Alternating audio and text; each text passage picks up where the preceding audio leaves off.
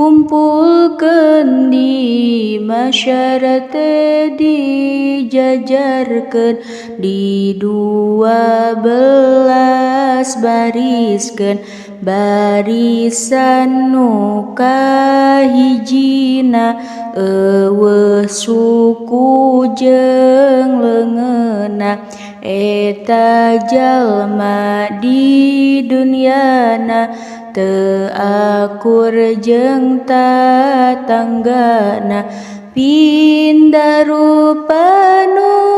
kadua jeung bagong hampir sarua eta jalma di duniana nu sok ninggalkeun sholatna barisan nu katiluna sagede gunung beteungna pinu oray jeung langirna di dunia tara zakatna ari nu nomer opatna jalma ngagolok gok darah tina sungu siga uta keur jalma sok loba sumpah ari anu kalimana jalma bareuh jeung bauna eta jalma di duniana nu doraka ka manusa ari anu kagenepna ditetep beung biritna eta jalma di duniana sok jadi saksi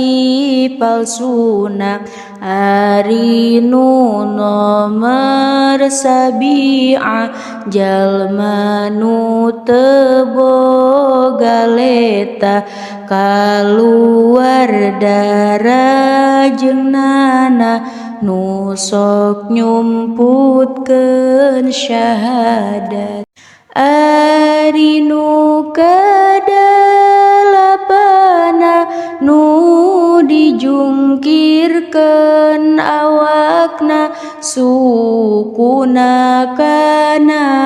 pundukna tukang jina di duniana ari nu kasalapana jalma teh hideung beungeutna bolotot dua panona beteung pinu ku seuneuna ari nu kasapuluhna borok budugna kulitna jalma nu nganyerina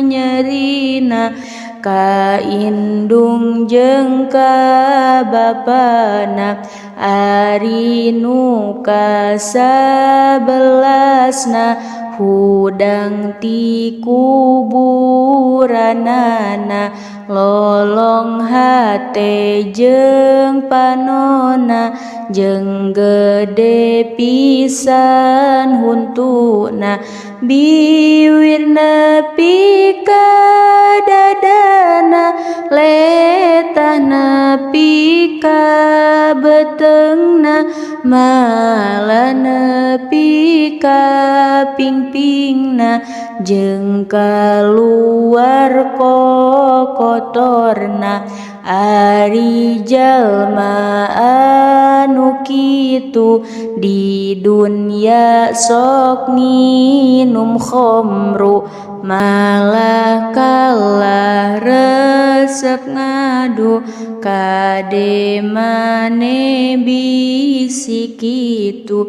ari nu kadua belasna umat nabi nu bagjana hudang ti kuburanana